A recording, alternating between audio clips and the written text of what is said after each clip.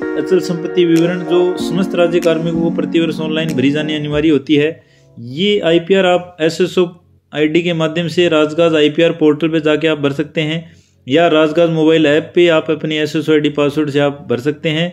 SSO ID के माध्यम से आईपीआर भरने का प्रोसीजर, जिसमें आपको सबसे पहले अपडेट प्रोफाइल करना, IPR with no property return या IPR select from previous property या ऐड न्यू प्रॉपर्टी, और उसके बाद जो आपने आईपीआर भरी है उसमें साइन वैलिडेशन उस पीडीएफ में करना। ये सब आज के इस वीडियो में जानेंगे। मैं डॉक्टर अनिल बुरानी आप सभी का मेरे यूट्यूब चैनल पर स्वागत करता हूं। अगर आपने मेरे चैनल को सब्सक्राइब नहीं किया तो सब्सक्राइब कीजिए, बेल आइकन को क्लिक कर दें ताकि आने वाले वीडियो का नोटिफिकेशन आपको जल्द से जल्द मिल सके। आप अपनी एसएसओ आईडी और पासवर्ड के माध्यम से जैसे ही आप लॉगिन करेंगे, एसएसओ आईडी का होम पेज इस तरीके का आपके सामने ओपन होगा, जिसमें आपको राजगाज आईपीआर के पोर्टल पे जाके आपको आईपीआर भरनी है। अगर वो आपका पोर्टल पहले से ओपन नहीं किया हो तो अदर एक्टिव ऐप के ऑप्शन में आप जाएंगे और अल्फाबेटिकली अगर आप सर्च करेंगे तो राजगाज आईपीआर का पोर्टल आ जाएगा, उसको आप क्लिक कर देंगे। आईपीआर आपको 1 जनवरी 2024 जो भी फाइनेंशियल ईयर खत्म हुआ है उससे जस्ट जो नेक्स्ट डेट है 1 जनवरी 2024 की कंडीशन में आपको प्रॉपर्टी भरनी है। इसमें सबसे पहले आप अपना पोस्टिंग प्लेस और एम्प्लॉय का नेम है वो देख लेंगे। इनमें अगर कोई डिफरेंस है तो वो आगे प्रोफाइल अपडेट के ऑप्शन में मैं आपको बताऊंगा कैसे चेंज करना है। आईपीआर 3 तरीके से भरी जाती है, no property, select from previous property और ऐड न्यू प्रॉपर्टी। आईपीआर भरने से पहले सबसे पहले आप अपडेट प्रोफाइल करेंगे, ये बहुत ही आवश्यक पॉइंट है, ये नोट कर लें। अपडेट प्रोफाइल के ऑप्शन पे क्लिक करते हैं आप पर्सनल डिटेल का पेज ओपन हो जाएगा, जिसमें आप चेक कर लेंगे। उसके बाद नेक्स्ट स्क्रॉल करेंगे तो सर्विस डिटेल आएगी। सर्विस डिटेल में अगर कोई डिफरेंशिएशन है, अगर आपको चेंज करना है तो अपॉइंटिंग डिपार्टमेंट जैसे है तो वो सर्च का ऑप्शन क्लिक कर आप चेंज कर सकते हैं। पोस्टेड ऑफिस भी आप सर्च के ऑप्शन पे जाके क्लिक कर सकते हैं। ये सारी डाटा आपके आईपीआर भरने में काम आएंगे। उसके बाद बेसिक पे है वो आप कंपलसरी रूप से चेंज करेंगे, जो भी अपडेट है वो आप कर देंगे। और डिक्लेरेशन करने से पहले वेरिफिकेशन कोड एंटर कर डिक्लेरेशन कर इसको सेव कर देंगे। ये जो प्रोफाइल में आपने जो चेंज किया है वो आईपीआर भरने में आपके डाटा है वो अपडेट हो जाएंगे। अब आपको नो प्रॉपर्टी रिटर्न के साथ अगर आईपीआर भरनी है, बहुत सा सिंपल प्रोसीजर है। Please check to fill IPR with no property return के ऑप्शन पे आप क्लिक कर देंगे तो सारी डिटेल नीचे की है वो गायब हो जाएंगी। सिर्फ आपको इसमें एक रिमार्क भरना है, वो रिमार्क जैसे मैंने नील भर दिया और इसको सबमिट कर दिया। सबमिट करेंगे तो आपके सामने एक पीडीएफ आपकी डिटेल के साथ जनरेट होगी, जिसमें आपको अपनी खुद की डिटेल, आपने जैसे वो वर्तमान वेतन भरा है वो अपडेटेड वो और प्रॉपर्टी नील की रिपोर्ट आ जाएगी। उसको वेरीफाई एंड सबमिट कर देंगे तो आपको पूछेगा do you want submit IPR. After submitting IPR you will not able to edit और डिलीट डिटेल्स, ये आप कंफर्म कर लेंगे। उसके बाद आप कोई चेंज नहीं कर पाएंगे। आधार बेस ओटीपी इंटर कर सबमिट करेंगे तो आपकी आईपीआर है वो सबमिट हो जाएगी। सबमिट की हुई आईपीआर भरने के लिए आप आईपीआर ईयर जैसे 2024 लिखा और उस पर आप क्लिक करेंगे तो आपकी करंट ईयर की डाउनलोड हो जाएगी। सबमिटेड प्रीवियस ईयर पे आप क्लिक करेंगे तो पीछे की आईपीआर आप देख सकते हैं। अभी जो आपने आईपीआर सबमिट करी है उसमें अगर आप कोई चेंज करना चाहते हैं तो एक बार आप कर सकते हैं रिवाइज आईपीआर के कॉलम पे जाके। उसके बाद आप एक बार से ज़्यादा आप कोई भी चेंज नहीं कर सकते हैं। ये काम भी आप आईपीआर भरे जाने की जो लास्ट डेट है उससे पहले आप सिर्फ एक बार कर सकते हैं।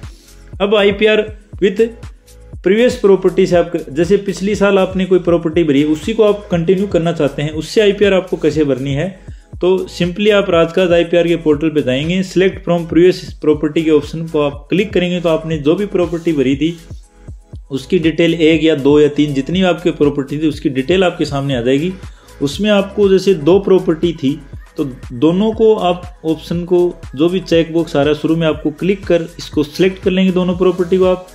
उसके बाद आप देखेंगे यहाँ पे सबमिट आईपीआर, ऐड, अपडेट और डिटेल के ऑप्शन आ रहे हैं, तो कन्फ्यूजन नहीं होता कि यहीं से अपन आईपीआर है वो सबमिट कर देंगे, जबकि ऐसा नहीं होता है। जैसे ही आपने दोनों प्रॉपर्टी को जैसे सिलेक्ट किया, जैसे मैंने चेक बॉक्स में क्लिक कर दिया, दोनों प्रॉपर्टी मेरी सिलेक्ट हो गई। यहाँ से मैं क्या करूँगा, अमूमन यही गलती करते हैं, फिर एरर आ जाता है। दोनों प्रॉपर्टी सिलेक्ट करी और सबमिट आईपीआर पे जो ही क्लिक करूंगा तो दिखाएगा कि आपको आईपीआर सबमिट करने से पहले करंट ईयर की आपने जो भी प्रीवियस प्रॉपर्टी थी उनको अपडेट आपको करना पड़ेगा। कोई भी चेंज अगर आप करना चाहते हैं तो आपको अपडेट का ऑप्शन काम में लेना है। 1 बाय 1 हर प्रॉपर्टी को आप अपडेट करेंगे। सबसे पहले जैसे मैंने एक प्रॉपर्टी ओपन करी, सेकंड वन की जैसे मैंने ओपन करी, अपडेट का ऑप्शन क्लिक किया, वो डिटेल उसकी सारी आ गई। मेरे को इनमें कुछ चेंज करना तो ठीक है, अदरवाइज सिंपली इसको ओपन कर सेव कर दूंगा।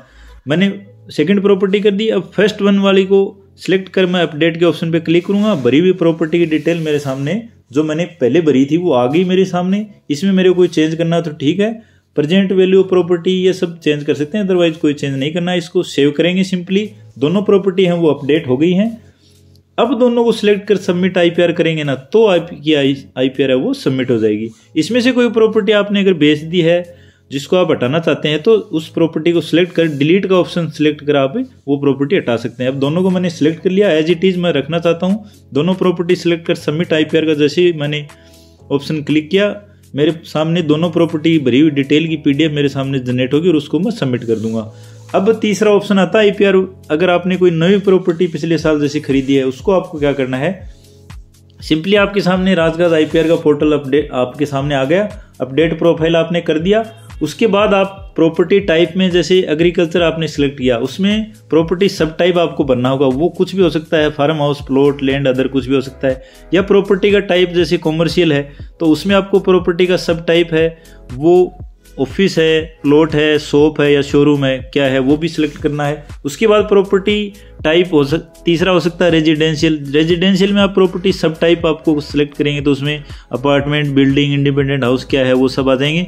जो भी आपका प्रॉपर्टी का टाइप है वो सिलेक्ट कर प्रॉपर्टी का सब टाइप आप भर देंगे। उसके बाद आपको वो प्रॉपर्टी आपकी कहाँ सिचुएटेड है उसकी डिटेल, वो रूरल में है या अर्बन में है, उस हिसाब से उसके एड्रेस के कॉलम आपके जितने भी हैं वो आपको फिलअप करते जाना है।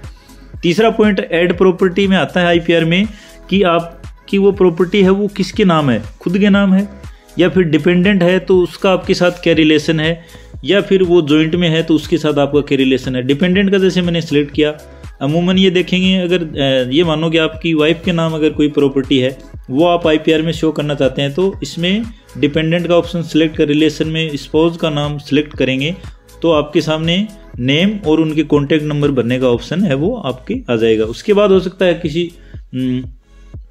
जो जॉइंट में किसी के नाम हो प्रॉपर्टी, एक से ज़्यादा उसमें ओनर हो, आप जॉइंट में जिसका भी नाम है उसके साथ आपका क्या रिलेशन है वो आप फिलअप कर देंगे। उसके बाद चौथा ऑप्शन आएगा, वो प्रॉपर्टी आपने कैसे एक्वायर की है, खरीदी है, परचेज में जैसे सब मैनर टाइप भरना पड़ेगा।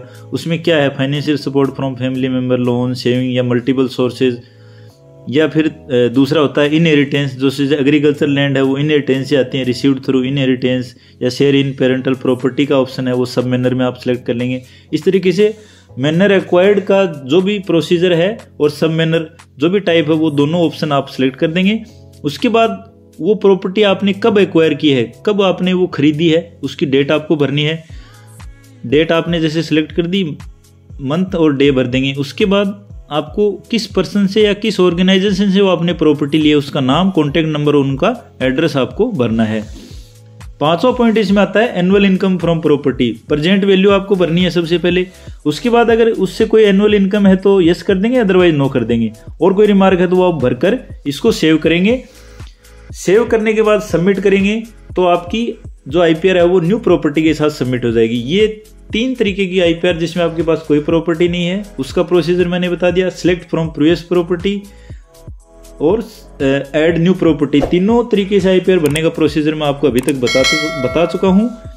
अब आता है सिग्नेचर वैलिड करने का ऑप्शन। सिग्नेचर वैलिड में आपने जैसे जो भी आईपीआर सबमिट करी उसकी पीडीएफ आपके सामने जनरेट हो जाएगी। उसको आप राइट क्लिक कर ओपन विथ जो फोक्सीट रीडर में काम में लेता हूं, इसमें बहुत आसान सा प्रोसीजर ओपन हो गया। सिग्नेचर के कॉलम पे आप जाएंगे, राइट क्लिक करेंगे, सिग्नेचर प्रॉपर्टी पे शो सर्टिफिकेट, उसके बाद ट्रस्ट का ऑप्शन क्लिक कर ऐड टू ट्रस्टेड सर्टिफिकेट कर ओके क्लिक कर देंगे। उसके बाद राइट साइड में नीचे ओके आ रहा है उसको फिर से क्लिक कर क्लोज का बटन क्लिक कर देंगे। उसके बाद फिर आप सिग्नेचर के कॉलम पे जाएंगे, क्लोज मैंने कर दिया। सिग्नेचर के कॉलम पे जाके आप जो ही राइट क्लिक करेंगे आपका सिग्नेचर है वो वेरीफाइड हो जाएगा। इस तरीके से आप इसका सिग्नेचर वैलिड का पीडीएफ का प्रिंट निकाल सकते हैं। इस पीडीएफ को आप सेव कर सकते हैं। ये बहुत सा आसान सा प्रोसीजर आईपीआर भरने का, जिसमें आपको एसएसओ आईडी पे लॉगिन कर राजगाज आईपीआर पोर्टल पे जाना है। सबसे पहले आपको अपनी प्रोफाइल है वो अपडेट करनी है, जिसमें आपको पोस्टिंग प्लेस और अपनी बेसिक कंपलसरी रूप से अपडेट करनी है। अगर पोस्टिंग प्लेस सही है तो सिर्फ बेसिक ज़रूर अपडेट कर दें। उसके बाद आप आईपीआर तीनों प्रोसीजर मैंने आपको बता दिए। वीडियो को अंत तक देखने के लिए धन्यवाद। सभी साथी ज़्यादा से ज़्यादा वीडियो को शेयर करें, कमेंट करें, लाइक करें।